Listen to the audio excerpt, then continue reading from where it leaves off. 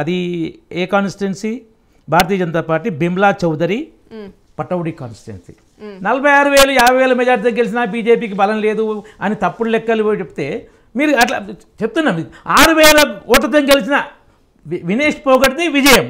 56,000 ఖచ్చితంగా వినేష్ ఫోగట్ది బీజేపీకి అగెనెస్ట్ గా మోదీకి అగెనెస్ట్ గా పోటీ చేసింది వినేష్ ఫోగట్టే. కరెక్టే. హర్యానా ప్రజలు వినేష్ పోగట్ పడ్డ ఓట్లు మాట్లాడండి. వినేష్ పోగట్ పడ్డ ఓట్లు మోడీకి అగెనిస్ట్ కాదు, బీజేపీకి అగెనిస్ట్ కాదు. గోల్డ్ ఆ మెడల్ మిస్ అయింది, ఆ సింపతితో పడ్డ ఓట్లు అక్కడ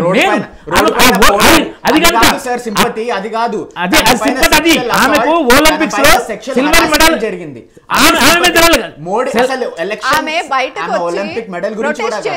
చాలా మంది రెజ్యులర్స్ అది క్యాస్ట్ బేస్ పెట్టుకుని వాడుకున్నారు రాజకీయంగా. కాంగ్రెస్ పార్టీ పై రాజకీయంగా వాడుకుంటుంది. గెలిపించొద్దు కదా ప్రజలు ఇక్కడ వాడుకోవడం కాదు. ఆమెకు ఒక సిల్వర్ మెడల్ రావాల్సి ఉండే, గోల్డ్ మెడల్ వచ్చే అవకాశం ఉండే, ఆ సింపతి ఉంటది. విజయ్ గారు ఒక్క నిమిషం, బయటకు వచ్చి వినేష్ ఫోగట్ అనే ఒక రెజ్లర్ కేంద్ర ప్రభుత్వం మీద చాలా ఆరోపణలు చేశారు. ఆమె రాజకీయంగా తెర వెనుక కారణాల వల్ల బీజేపీ మోడీ వ్యతిరేకంగా బలంగా ఉంది. ఆమె తెర వెనుక కారణాల వల్ల చెప్తున్నా. ఆ తెర వెనుక కారణం ఒక స్పోర్ట్స్ పర్సన్ అట్లా రాజకీయ విమర్శలు అన్ని చేస్తా మోడీ మీద బీజేపీ తనకు దెబ్బ తగిలినప్పుడు తను అది నిజమని నమ్మినప్పుడు ఆరోపణలు చేయొచ్చు. ఆరోపణలు ఎందుకు చేయకూడదు? దెబ్బ తగిలినప్పుడు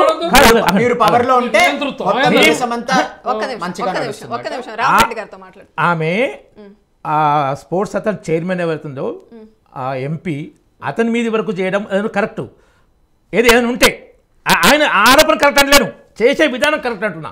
కానీ అది కేవలం కాంగ్రెస్ వాళ్ళు మోదీ ఉన్నారు, బీజేపీ ప్రభుత్వం ఉంది, ఇంతమంది రెజ్లర్లు బయటకు వచ్చి ప్రొటెస్ట్ చేస్తుంటే మోదీ గవర్నమెంట్ స్పందించలేదంటూ ఆమె చాలా ఆరోపణలు చేసింది. స్పందించింది కాదు, కేసు బుక్ అని ఆయన తీసేయాలి. అలా డిమాండ్ ఏంటి?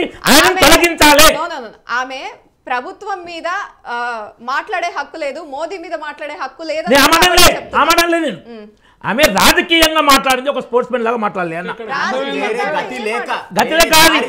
వీళ్ళు వాడుకున్నారు.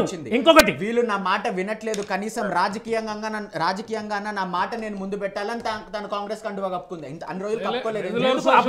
అప్పుడు బ్రిజ్భూషణ్ శరణ్ సింగ్ పోరాటం చేసినప్పుడే ఆమె బీజేపీకి అగెనిస్ట్ వచ్చింది. అవును, అందుకే బ్రిజ్భూషణ్ గారి కొడుకు గొప్ప పని చేశారు మీరు. గొప్ప పని చేశారు. ఆయనకి ఇవ్వను, వాళ్ళ కొడుకు సీట్ ఇస్తాను. అయితే తప్పేముంది? ఇప్పుడు ఒకరికి ఇయ్యలేదు, ఇప్పుడు వచ్చినప్పుడు రామరెడ్డి గారు ఒక్క నిమిషం madam, sorry to interrupt you. ప్రజాస్వామ్యంలో జైలుకి వెళ్ళి వచ్చి పోటీ చేసే వాళ్లకు మనము 100 కేసులు, రౌడీ కేసులు, మర్డర్ కేసులు ఉన్న వాళ్ళు పోటీ చేసే అవకాశం ఇచ్చినప్పుడు రాజ్యాంగము, ఒక రెజ్లర్, ఒక క్రీడాకారిని ఒక కామన్వెల్త్ గేమ్ కి వెళ్ళిన అమ్మాయికి పోటీ చేసి వచ్చే తప్పేముందండి? నేను తప్పనన్నా, పోటీ చేయడం తప్పనన్నా. ఆమె పోటీ చేయకముందు ఆమె ముందు ఒలింపిక్ అప్పుడు మధు గారు ఆయన పోటీ చేయడం తప్పనడం లేదు, ఆవిడ గెలిచింది సింపతితో అనే మాట ఒలింపిక్ మెడల్ మిస్ అయిన సింపతి ప్రభావం అయినా 6,000 మెజార్టీ వచ్చింది అని అంటున్నా. అంటే కాంగ్రెస్ ఆమెను వాడుకో, కాంగ్రెస్ మైనస్ అలా ఇంకా ఒక్క నిమిషం అండి, ఒక్క ఓటుతో గెలిచినట్టే అది కాదని ఎవరు అన్నారు? కానీ మీరు కేవలం 32 ఓట్లతో గెలిచిండ్రు.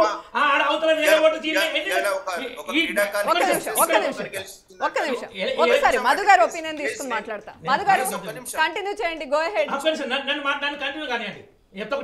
ఒక్క నిమిషం మధు గారు హోల్డ్ ఆన్. ఈ డిస్కషన్స్ ఎలా ఉంటాయంటే ఆడ జేడీఎస్ చీలిపోయి, జేడీఎస్ కాంగ్రెస్ వేరు చీలిపోయింది. ఆ రెండింటి ఓట్లు కలిపితే బీజేపీ కన్నా ఎక్కువ ఓట్లు వచ్చినాయి, ఆ రెండు కలిసి పోటీ బీజేపీ ఓడిపోతున్నాయని ఒక ఆర్గ్యుమెంట్ చేస్తారు. ఆ రెండు కలిసి పోటీ చేసాం కర్ణాటకలో లోక్సభ ఎన్నికలు 2010 ఘోరంగా ఓడిపోయినాయి. బీజేపీ సింగిల్ గా 28లో 26 గెలుచుకుంది. ఎలక్షన్స్ లో, పాలిటిక్స్ లో మ్యాథమెటిక్స్ కాదు, కెమిస్ట్రీ వర్కౌట్ అయింది. వీళ్ళు లెక్కలు చేసి ఎలక్షన్స్ లో లెక్కలు చేసి అట్లా అయ్యి ఉంటే బీజేపీ 40% ఓట్లు వచ్చినాయి, ఇవన్నీ 60% బీజేపీ వ్యతిరేక ఓట్లు, ఇవన్నీ డ్రామాలు. అదే సిపిఎం పార్టీ బెంగాల్లో 65% సీట్లు వచ్చినా 40% బీలో ఓట్లు వచ్చినాయి. అప్పుడు మాట్లాడరు, కేవలం బీజేపీ విషయం వచ్చినప్పుడు మాత్రమే వీళ్ళకు 40% ఓట్లు. ఇంతకుముందు 34, రెండోసారి 36 ఉన్నారా, ఇప్పుడు 40. 10 ఏళ్ల పరిపాలన తర్వాత ఓట్లు సీట్లు పెరిగినట్టే అది విజయం కాదట. ఏదో 40% ఉన్నట్టు బీజేపీ అగెనిస్ట్ ఉంటట. ఇవన్నీ ఈ ట్విస్టులు, ఈ గిమ్మిక్లు, ఈ గేమ్లు మీ మీద మీకు నమ్మకం లేదు కదా. ఒక నిమిషం మధు గారిని మాట్లాడమందాం. మధు గారు. సార్ మేడం, నేను ఏ పార్టీకి సంబంధించిన అని కాదు. ఇప్పుడు కాంగ్రెస్ రేపు జమ్మూ కాశ్మీర్ లో కాంగ్రెస్ పార్టీకి సంబంధించిన డిస్కషన్స్ వచ్చినప్పుడు కూడా అది మాట్లాడతాను. ఇక్కడ ఫస్ట్ గెలిచింది వాళ్ళ కంగ్రాచులేషన్స్, ఓకే. కానీ ప్రతి ఒక్కరిని మనం గౌరవించాలి. గెలిచిన వాళ్ళని కానీ హర్యానా వరకు మాత్రమే కంగ్రాచులేట్ చేయాలి. హర్యానా వరకు ఇక్కడే ఉన్నామండి. ఒక నిమిషం ఆ టాపిక్ వస్తాను, నేను మాట్లాడదాం. జమ్మూ అండ్ కాశ్మీర్ విషయం మాట్లాడదాము.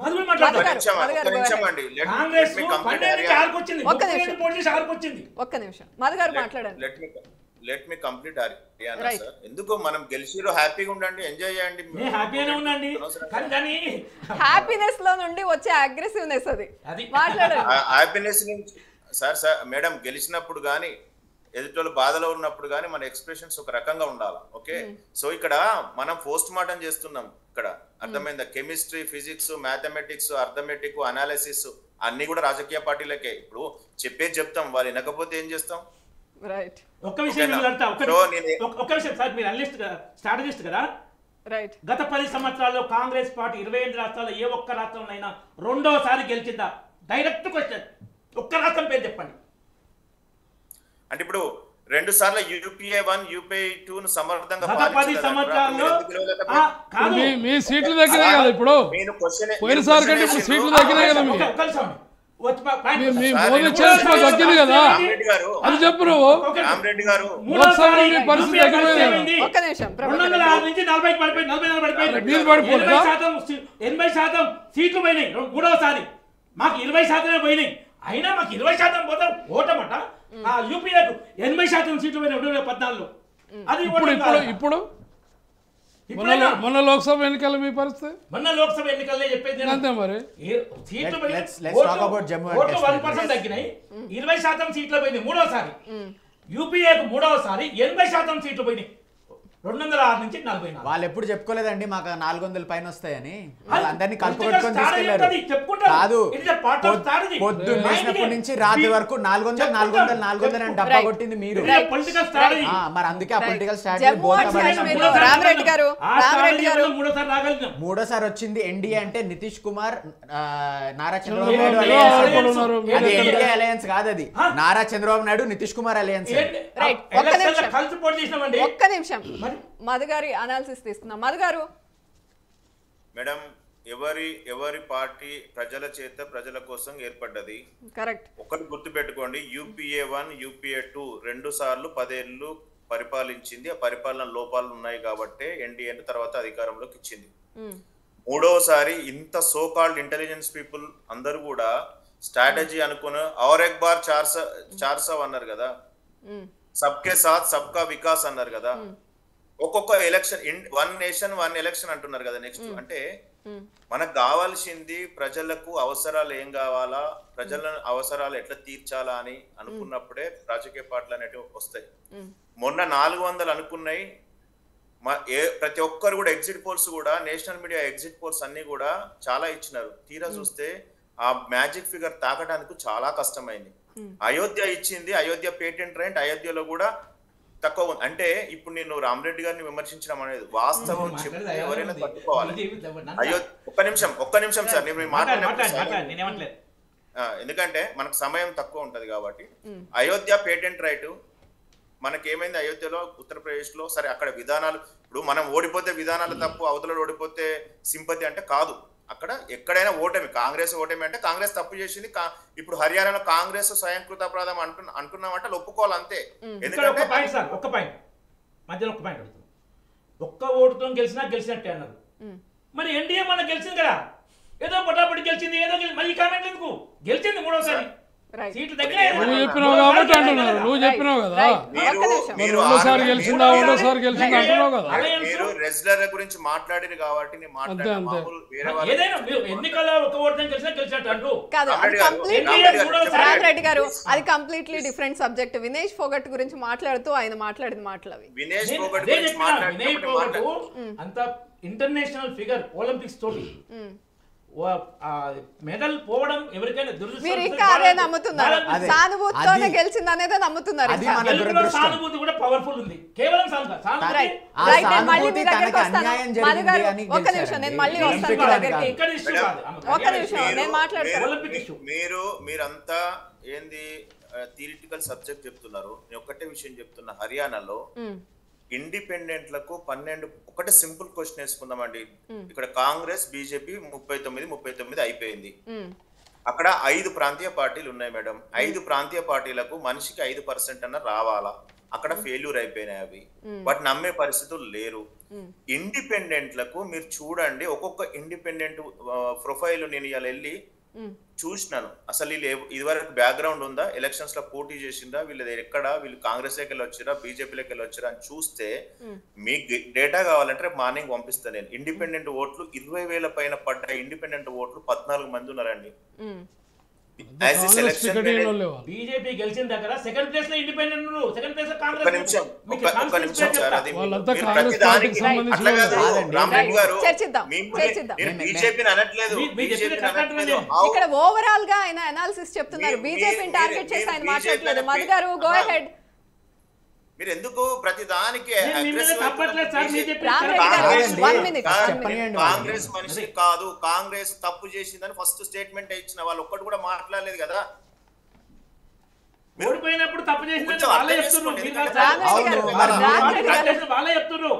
మీరు చెప్పిన తప్పట్లేదు. ఆయనకు సమయం ఇవ్వండి, మీకు మాట్లాడే టైం వస్తుంది, ఖచ్చితంగా మాట్లాడదాం.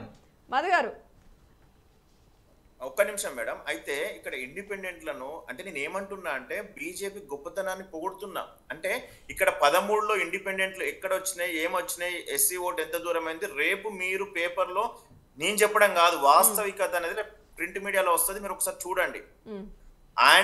యాంటీ ఇన్కంబెంట్స్ ఓటును చీల్చడంలో కాంగ్రెస్ ఫెయిల్ అయింది, కాంగ్రెస్ అతి విశ్వాసంతో పోయింది, ఆమ్ ఆద్మీ పార్టీని కలుపుకోలేకుండా పోయింది, పోల్ మేనేజ్మెంట్ ను సరిగ్గా చేయలేకపోయింది, ఎస్సీ వర్గాలను దూరం చేసుకుంది సెల్జాను పెట్టడం వల్ల.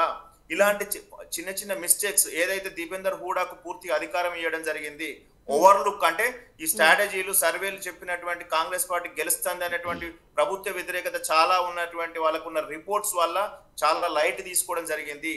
దీనిని బీజేపీ క్యాప్చర్ చేసి ఎక్కడెక్కడ ఉన్నాయి అనేది కొన్ని నియోజకవర్గాలు కొంత పెద్ద లీడర్లు తీసుకొని మోడీ, అమిత్ షా లాంటి వాళ్ళు ఇన్వాల్వ్ అయితే మళ్ళీ కాంగ్రెస్ పార్టీ అలర్ట్ అవుతుంది అని చెప్పేసి గ్రౌండ్ లెవెల్లో లో ప్రొఫైల్ ఉన్న లీడర్లతోని పోల్ మేనేజ్మెంట్ చేయడం వల్ల ఇండిపెండెంట్ ఒక్కొక్కడ జాట్లను సమర్థించడం, ఒక్కొక్కడ ఎస్సీలను సమర్థించడం, పర్ఫెక్ట్ గా 500,000 ఓట్లను కూడా చీల్చడం ద్వారా ఈ రోజు బీజేపీ సమర్థవంతంగా ఒక మంచి స్ట్రాటజీతో గెలిచిందని వాళ్ళని అప్రిషియేట్ చేస్తున్నా. ఎవరు ఒప్పుకున్నా ఎవరు ఒప్పుకోకపోయినా ఇప్పుడు నేను చెప్పిన పాయింట్ రేపు పొద్దున ప్రింట్ మీడియాలో వస్తుంది, మీరు చూసుకోండి. That's all my side. Right Madhu గారు, మొత్తానికి జమ్మూ అండ్ కాశ్మీర్లో ఇండియా కూటమి విజయం సాధించింది. మరి ప్రభాకర్ రెడ్డి గారు కంగ్రాచులేషన్స్. ఇది నిజంగా కూటమి గెలుపా లేకపోతే ఎన్సీపీ మీతో పాటు ఉంది కాబట్టి వచ్చిన మీతో పాటు ఉంది కాబట్టి వచ్చిన గెలుపా? ఇప్పుడు కూటమి అంటే కూటమే, అన్ని పార్టీలు కలిసి ఉన్నాయి కాబట్టి కూటమి అంటున్నాము. అక్కడ 15 సంవత్సరాల తర్వాత నేషనల్ కాన్ఫరెన్స్ తిరిగి అధికారంలోకి వచ్చింది. వీళ్ళు బీజేపీ చెప్తుంది 370 ఆర్టికల్ రద్దు చేసినాము, దేశాన్ని బలోపేతం చేసినాము, కాశ్మీర్కి 100 రకాల వాగ్దానాలు చేసినారు. అయినా కూడా అక్కడ ప్రజలు నమ్మలేదు. అక్కడ ఉన్నటువంటి బోర్డర్లో మరి వీళ్ళు చెప్తున్నటువంటి స్ట్రాటజీ ప్రకారం బీజేపీని నమ్మాలి, కానీ అక్కడ నమ్మనటువంటి పరిస్థితి. అక్కడ తిరిగి కూటమికి అధికారం కట్టబెట్టిండు. ఇంకొకటి, భారత ప్రజాస్వామ్య వ్యవస్థనే అపహాస్యం చేసి భారత ప్రజలను నిర్వీర్యం చేస్తున్నటువంటి పార్టీ దేశంలో ఏదన్నట్టు బీజేపీ. ఎందుకు ఇంత పెద్ద స్టేట్మెంట్ ఎందుకు ఇవ్వాల్సినటువంటి పరిస్థితి అంటే భారతదేశ చిన్న చుట్టుపక్కల దేశాల్లో జరుగుతున్న పరిణామాలను కూడా గ్రహించకుండా దేశంలో ఎన్నికలే పరమావధిగా గెలవటమే వాళ్ళ యొక్క జీవిత ఆశయంగా తప్ప భారతదేశాన్ని ప్రపంచ పటంలో నిలబెట్టేటటువంటి స్టేజ్కి హీనమైన స్టేజ్కి దిగజారి వీళ్ళు ఇలా రాజకీయాలు చేస్తూ ఉన్నారు.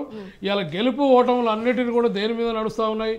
పెట్టెలు మార్చిరా, బాక్సులు మార్చలేదా అంటే ప్రజాస్వామ్యం అపాసం అయిందా కాలేదా ఈ 10-15 ఏళ్లలో? గతంలో ఎప్పుడైనా జరిగిందా ఇటువంటిది? దీనికి పెద్ద పెద్ద స్టేట్మెంట్లు ఇచ్చుకుంటూ చివరికి రిపబ్లిక్ టీవీ వాళ్ళకి అనుకూలంగా ఉన్న రిపబ్లిక్ టీవీ కూడా మధ్యాహ్నం దాకా బీజేపీ గెలుస్తుందని చెప్పలేదు. పరిస్థితులు రాజకీయాల్లో